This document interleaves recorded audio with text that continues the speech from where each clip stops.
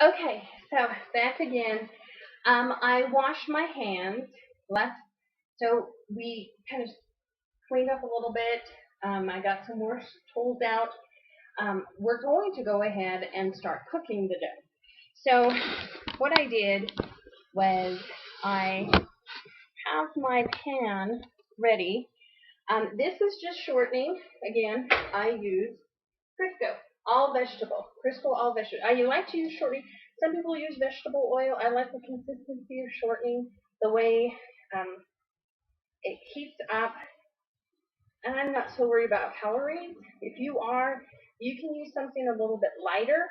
But again, it's the heat because we have to get the oil a certain temperature. What the temperature is, I don't know. But I will let you know I like to use shortening. Just put it in there. You're going to turn your frying pan on. I usually put it, to get it heated up, I'll turn it to an 8. So I have one of these kind of stoves. I turn it to an 8 to get it heated up. Okay? So, and you're going to have to play with the temperature a little bit, but you can get it to, put it to about an 8 to heat it up. I always turn a fan on low, put your light on. The other thing is you want to turn your handle to the back, okay? Get that out of your way. I always pull out a plate, put it over here on this other side. This is just preparation right now.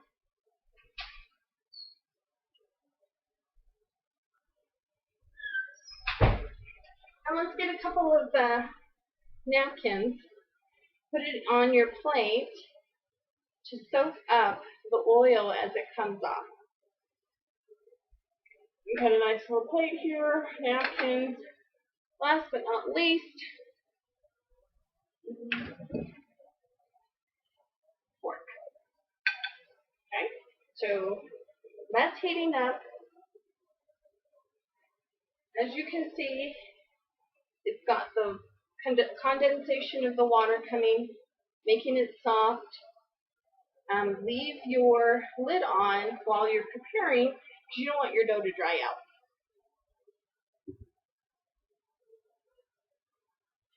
So let's let this heat up for a little bit.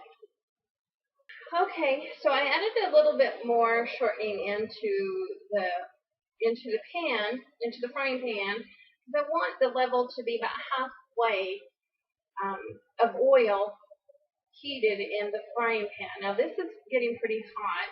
I turn it down between a 7 and a 6, which is about medium high, not quite medium. Now I put a little bit of shortening on my hands.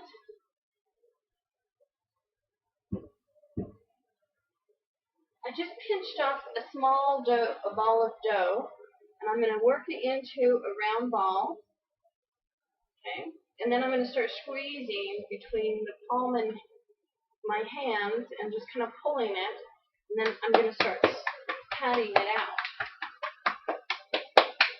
Again, the only way you're going to be able to do this is if you practice.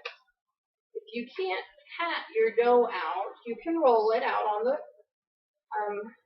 just make sure you put some flour on wherever you're going to roll it out. Get yourself a rolling pin. But I like to pat and I just kind of pull it. You ever made pizza? Homemade pizza? Same concept. Again, if you can't do that, and if you get little holes in it, that's okay. Just pinch them up. We're going to put a hole in the middle anyway. The reason why we put a hole in the middle is so it allows the bubbling effect of the dough to stop. So here we are. Punch a hole in the middle. See, put a hole in the middle. Not exactly in the middle. You don't have to exactly. Usually the first one's a little bit lighter. You take your fork and again you punch holes in it so you can hear that nice crackling.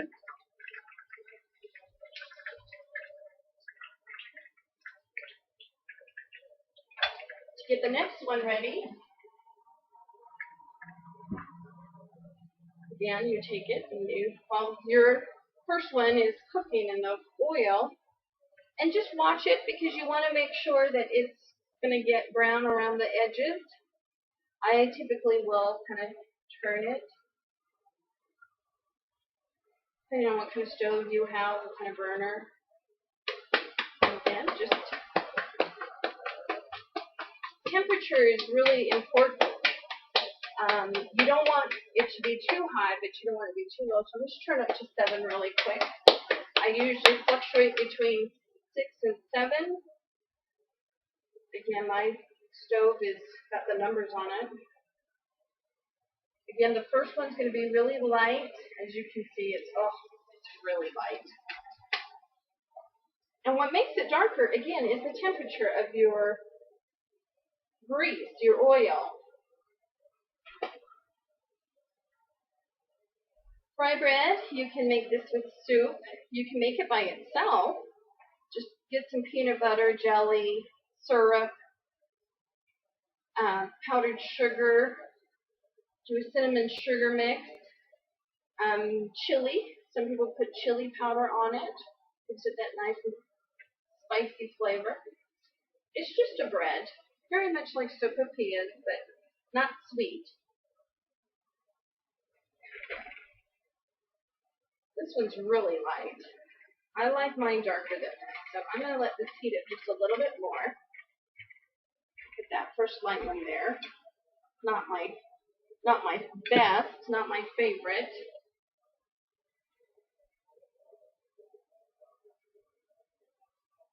Always helps to have gentle hands when you pat out your bread. You want to get it even across all of it. You want an even thickness. Some people have a hard time working the edges. So just practice on that. Again, I do this the wrong way. You're always supposed to push it out that way, away from you, so you don't splash water on your grease on yourself. Nice.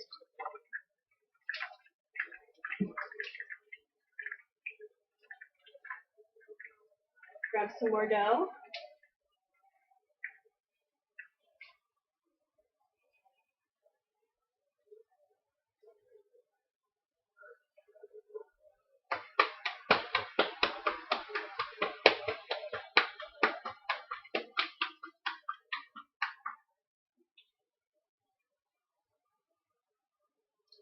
Twist it around.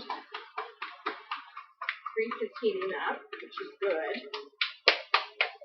Maybe this will be a little bit better color.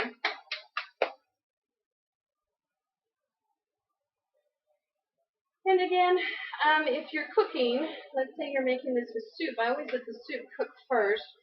Do your bread the very last. So you will have hot bread for your soup. Chili. I make this, again, breakfast. You can have it with oatmeal, yellow cornmeal, cream of wheat.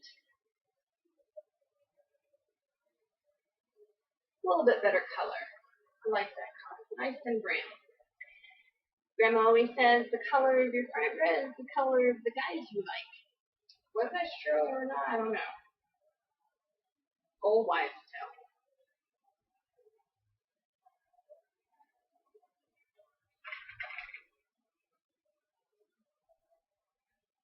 That's a good color right there. I want to try and make the same color on both sides. I don't like that one. Let's try one more.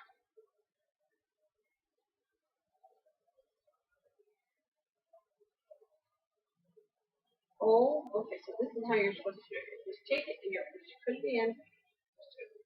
Let it fall away from you.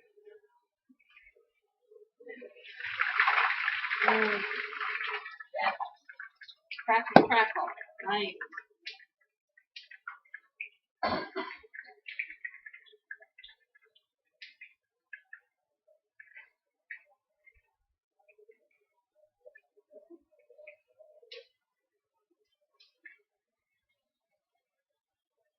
Nice and round. I like these nice and round ones.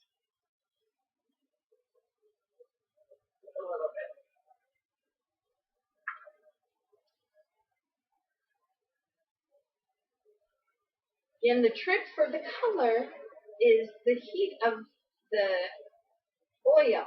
So make sure, again, just adjust your oil, the temperature of your burner.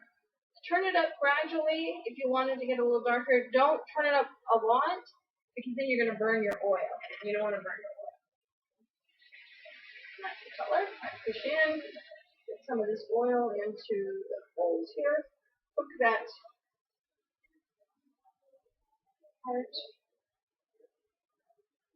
Smells good too.